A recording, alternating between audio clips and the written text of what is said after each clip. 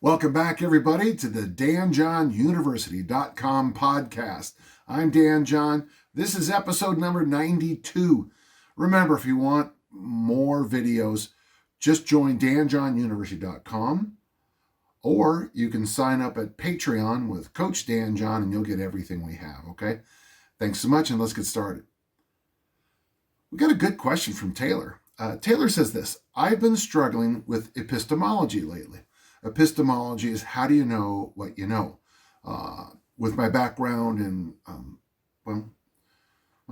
religious studies, religious education, political science, history, geography, and economics, and some other things, how do you know what you know is crucial in those fields. But then when you slide over to strength conditioning and track and field, the same questions come up with much clearer answers in some cases. So let's get going. Most of what I know has been told to me by a trusted person or authority. Very often, in the case of Ralph Mahn in my life, Dick Nottmeyer, a trusted authority is sometimes the best. Now, I've had people who've been very, very good who've found out later on have lied to me a lot. So even a trusted authority, well, there's authorities and there's trusted authorities. I like what this is heading already. Since there isn't enough time in life to find out everything one needs firsthand. However, I come across people who believe what I think are downright falsehoods, ranging from what I consider to be minor delusions, to downright conspiracy theories. Pause. Well, Taylor, this is something that I kind of think I was blessed. Because I was in the great books tradition as a child when John F. Kennedy was assassinated, when Robert Kennedy was assassinated, Martin Luther King, Watergate, Vietnam, the OPEC energy crisis.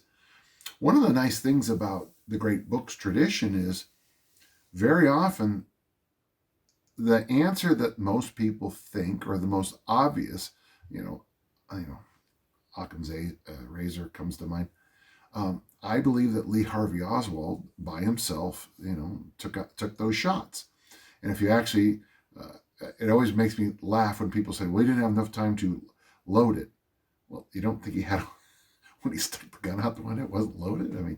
So I always think that when you get to a conspiracy theory, very often the most logical answer might be the truest. I do have weaknesses, and I'll be frank with you.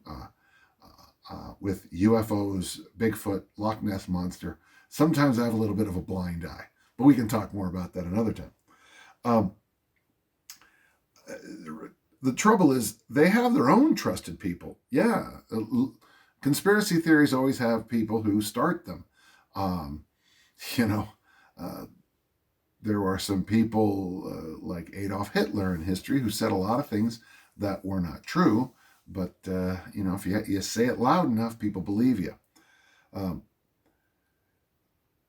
Communities and authorities who they think this false, I think, information from, which is a fundamentally similar process to what I use to acquire most of my knowledge.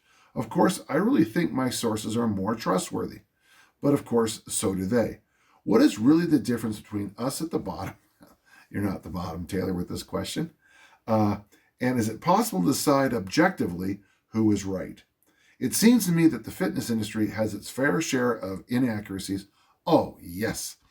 And falsehoods that abound. So my question is, what tools or process do you use to separate the wheat from the chaff? Hey, Taylor, I was very lucky to have a very good class on ethics. And one of the things we were taught is that common sense is the highest form of proving something. I know that sounds crazy, but so there's all kinds of, I'm winging it. If you go online and you look up my YouTube talk on epistemology, I have everything there for you. But just on the top of my head, it's going to be tough. So there's authority, there's deductive logic, there's inductive logic, there's experience, which I hold very tight to my heart. I think you need to experience things to understand them sometimes. There's eyewitness, which is interesting because eyewitness is not always the most trustworthy. Ask any district attorney. Sometimes you see things that they aren't there. Well, or there was another really plausible explanation. And then there's this one called common sense. And when we're looking for jurors here in the United States, one of the things we should have on that body of 12 jurors is people who have common sense. Now, common sense doesn't always mean that you make a lot of money or you have a great job. And to be honest, I'm getting more and more convinced that becoming extremely wealthy is as much about hitting the lottery as it is hitting the lottery. If your father worked on the internet and you had a computer at home where you could work on the internet, and so you're on the internet a decade, 15 years before everybody else, you probably did a lot better financially than those of us who showed up a little bit later.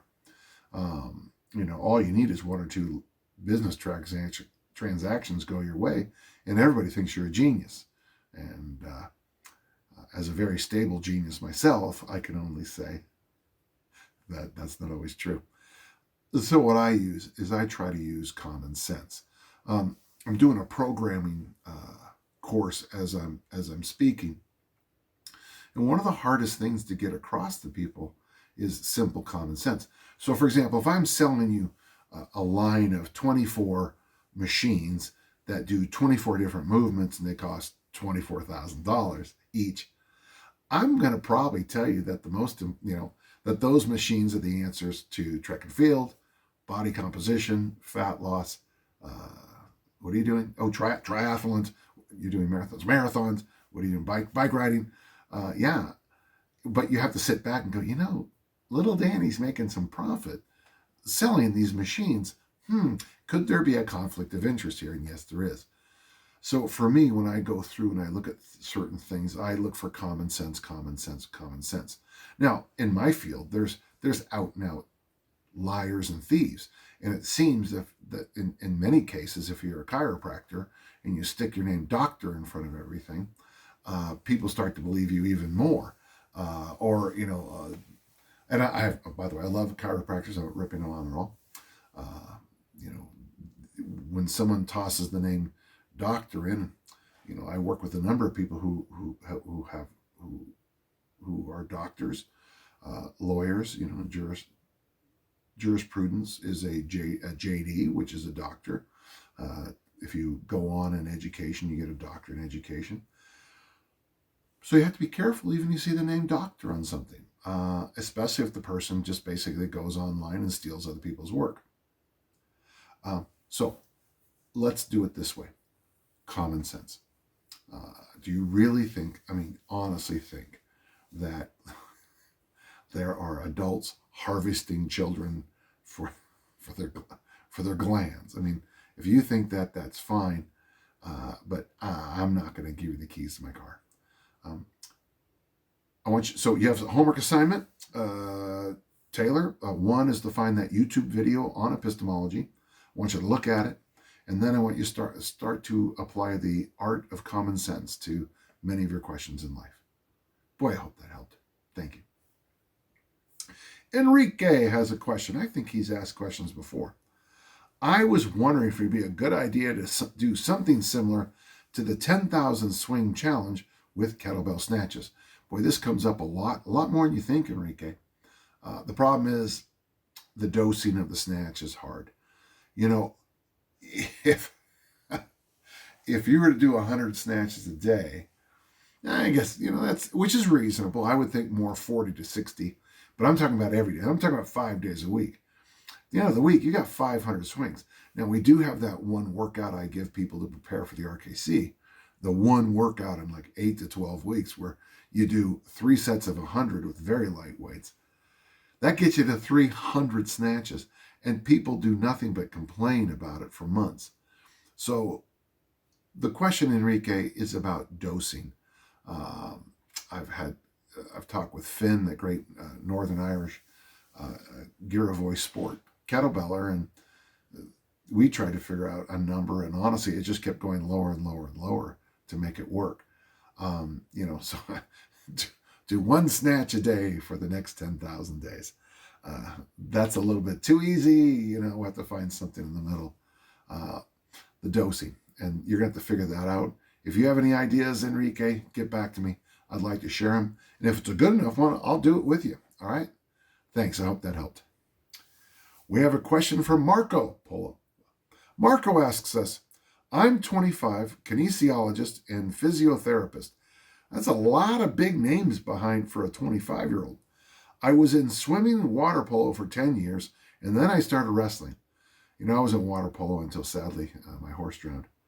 After 4 years of very interesting, intensely wrestling training, my body shut down, and I started to have hip pain.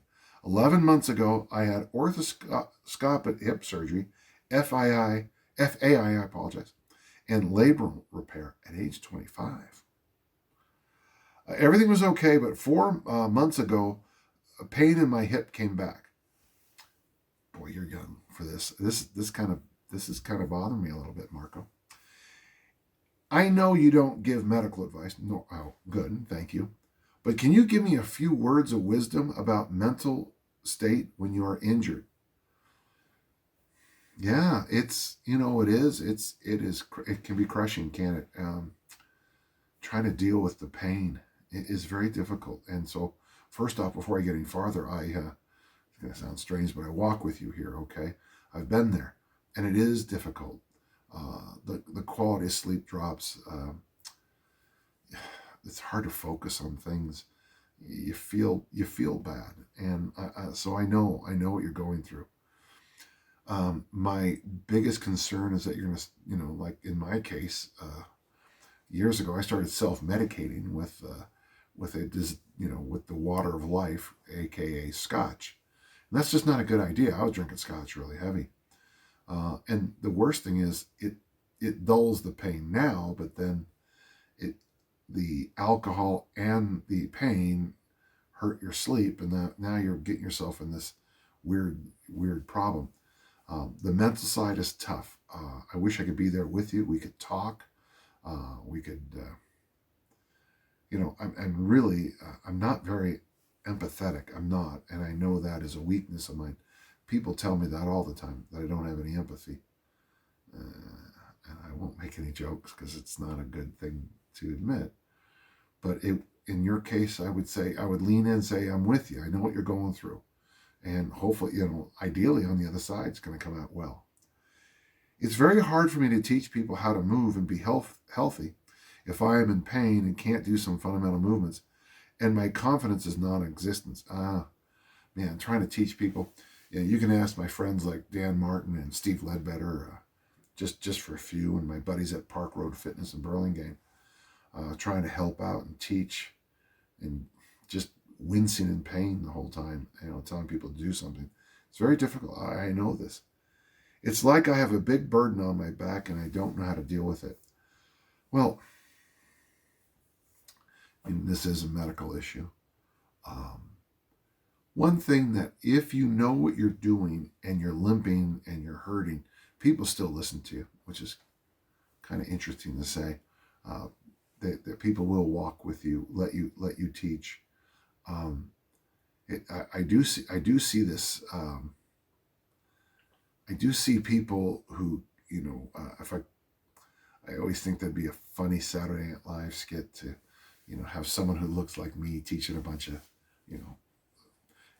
tan fitness models how to get in shape and yelling at them because they don't have enough discipline,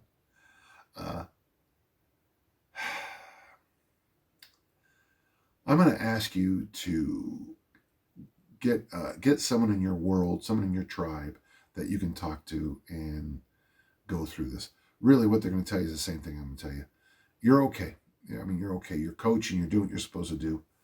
But let's take care of that. And let's take care of that hip, okay? I'm sorry it didn't work out. Good luck to you, man. And I'm here to listen to you, okay? Thank you. We have a question from Auntie Ante. I saw an article on your webpage about Essential Somatics by Martha Peterson. I really enjoyed that book. I would like to know what your experience is with somatic exercises.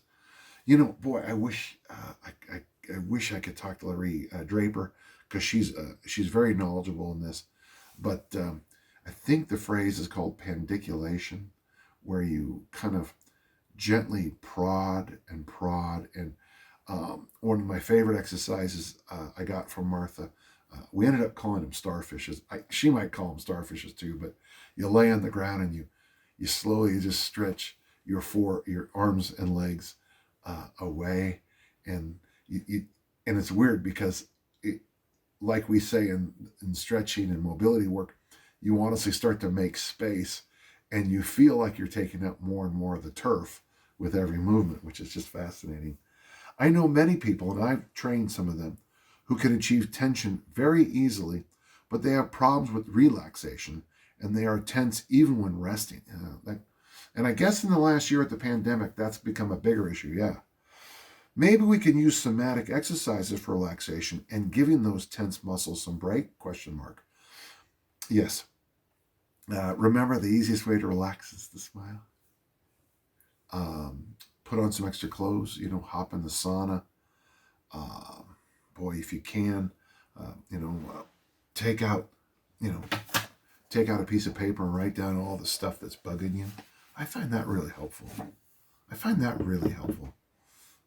Sometimes just writing down, I owe $100,000 in back taxes, and my car just broke down.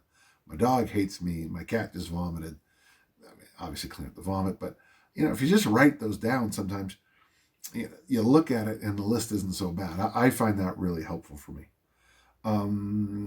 So yeah, somatic exercise would be very helpful, as would sauna, massage, steam room, a nice walk. There's a lot of things you can do. Yeah. Currently, I'm writing my master's thesis on, I think it's called Feldenkrais method in physiotherapy. And I'm interested in your opinion about that method and how it fits into programs for regular people. Oh, I think it fits. Yeah, I think there's real value to it. The last century brought us, the century before it, we got all the guys like Kellogg's and all those health enthusiasts who believed in colonics and enemas. I don't know what the difference between a colonic and enema is, but I don't want to find out, okay? Sweating and not eating certain foods. This last century, though, we got these movement people. I'm thinking Pilates. I'm thinking Feldenkrais. I'm thinking, I don't remember some of the other schools off the top of my head, but there's quite a few of them. Yonda, of course. And I'm a big fan of these things, within reason. What happens sometimes is people start doing a stretching course and they'll start telling it's the answer to all questions. It's the answer to a lot of questions, but there's still a lot of other ones too. Boy, I hope that helped, and interesting question. Thank you. We have a question from Jeff. Seems the whole fitness world has suddenly become core conscious. You've been the pioneer in this area. I'm a master thief, not a pioneer. So would you please give us your gentle listeners, your definition of what the core actually is? Okay, so first off, and that's part of the problem with the core is, for a while I just basically thought, from your pecs to the bottom of your glutes, from here to there. And then someone told me about a better phrase. It's called column, and that's from your neck to your knees. And I thought that was pretty good. One of the issues with the word core, and I've had this issue with it forever, is that one of my foundational principles is the body is one piece. One beautiful piece, one elegant piece, but it's one piece. When I train the core, my favorite way to do it is suitcase carries and bear hug carries and ab wheel. It looks, it's an ab exercise. Not really. What I like about the ab wheel the most, it done correctly, is the pressure that have on your arms. Meyer's book, Anatomy Trains. You read that book and you realize that, the big toe has as much influence on your sprinting as your glutes. Okay, maybe I overreached there, but the body's one piece, so we're good. So let's move on to your second question. Secondly, what are your favorite go-to exercises and what training frequency has worked best for you and your students? Well, are you talking core or push, pull, hinge, squat, loaded carry, snatch, clean and jerk? Any big movement I think is best. Loaded carries are underrated. Deep squats like the overhead squat and the goblet squat. Anything that makes the whole body have to sing, I'm in favor for, not just in core development, but in the entire body development. Jeff, this is a good question. When you say everyone's become core conscious suddenly, boy, this has been going on a long time. And the biggest problem we still have is that this idea of Frankenstein's monster training is still there, that you're a collection of parts. I don't teach that we have 600 muscles. I teach that we have one, and they're just kind of subdivided into places. I think it helps me be a better coach when it comes to track and field, collision sports, collision occupations. Hope that helped, Jeff. I don't know how well I answered it, but I tried. Thank you. We got a question from Ray. My brother's name is Ray. I will be 62 next week and I'm a bit banged up. Well, yeah. As a strength coach and personal trainer, I need to be able to show movements all the time, as you know, so I'm trying to stay away from soreness. I know my biggest problem has been pushing it too hard for years. When you grow up at a time we did, that's what we were taught. That's true. I was just telling somebody, sorry, segue here, about we never drank water in summer conditioning in full football equipment. All I ever thought about at football practice was water. If the coaches would have allowed me to drink water, my focus would have been better. And I was a pretty smart kid, so yeah, I agree with that. And he says this is what we did. Work as hard as you can at what you do. Almost everything and every time we're taught to give it our best and try harder. I still think there's truth in that. The thought of not going all out has always gone against the grain of how I've always lived. Do you have any suggestions on dealing with this mentality? Well, I'm putting together a course on programming for strength and conditioning for the general population, and maybe we'll come back and I'll do one for elites. But I'm a big believer in progressive resistance exercise. And that doesn't just mean load. That's equipment. The equipment. That's exercise selection. That's reps, sets. It's rest periods. You can play with any one of those. You play with rest periods hard enough, and you really can change some things. You can make anything harder by messing with rest periods.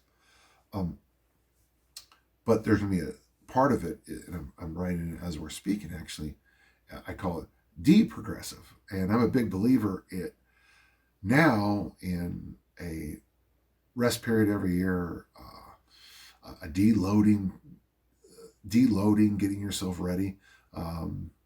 Easy strength basically is a study of the things we're talking about here. So yeah, I guess the best thing I could say, Ray, is read my work of the last 20 years as I focus more and more on reasonable training and reasonable workouts.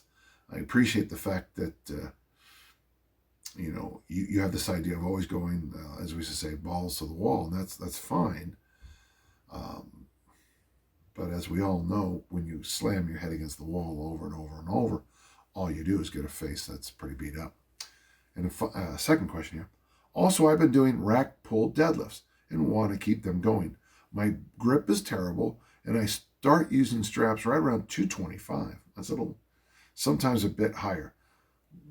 That's not very heavy for rack deadlifts to need straps.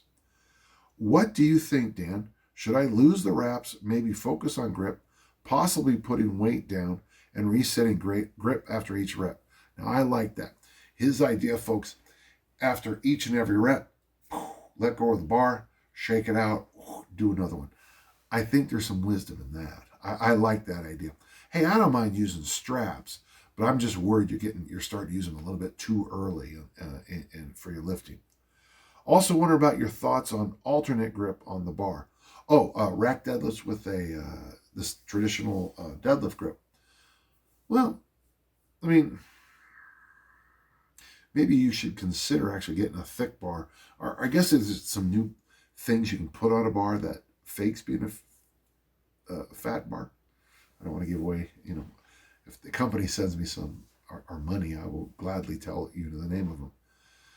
But maybe you should do on your lighter days, put the grips on and see if we can build up that raptor strength a little bit.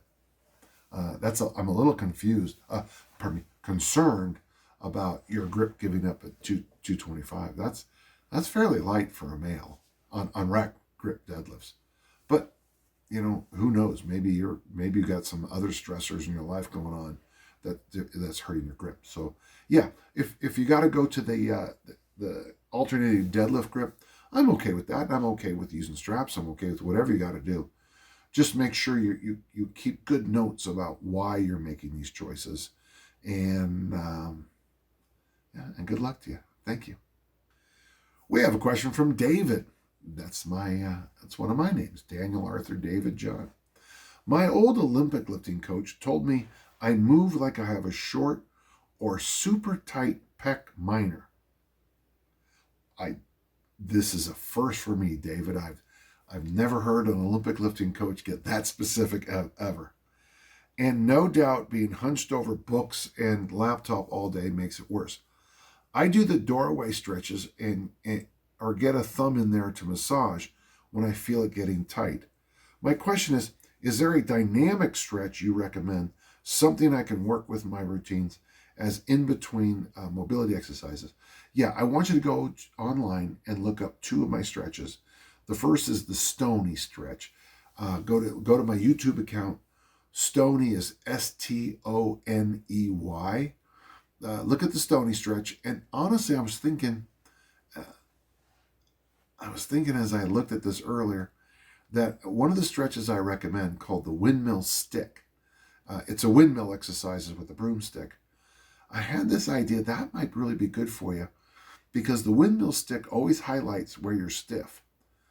I have noticed that if I do a lot of push-ups, then I'm talking about pecs, so we're talking about pecs, so it's okay, that the windmill stick the next time I do it is like, ow. So maybe that stick here while you're twisting it might, or at least maybe give you the path about why that's sticking on your the windmill stick and sticking. Why on your body that's lighting up. It's hard to undo the damage. I think it's hard to undo the damage of sitting. I mean, I'm sure someone's going to put in the notes down there that some silly thing, but I think sitting around all day is hard to undo. I went on a fairly long walk today, and all I could think about at the end was sitting down and watching TV, and I thought, am I getting addicted to sitting? But David, these are good questions. Try those two, Stony stretch, windmill stick, and get back to me, okay? Thanks. We have a question from Enrique. This is a second question we've had from Enrique, I think. When I learned the main kettlebell movements, I watched a great coach named Mark Wildman, but there is something I keep thinking about. He always remarks. He states that your feet should be parallel in every exercise, unless you're a ballerina, that is swings, squats, cleans, etc. I practice this in all exercises except for squats, but it doesn't feel bad on my body or anything except for squats. But I just don't understand his point. Nor do I. Why don't you ask him? I spend way too much time with professional athletes, and and I also spend time with some very short women, my daughters. And I tell you one thing, we got a lot of differences in body type. I know that there are certain body types that you can do the pulling position with your toes straight ahead, and then they magically slide out for a perfect squat. But very often I meet these people in the real world, and I literally tower over them. So,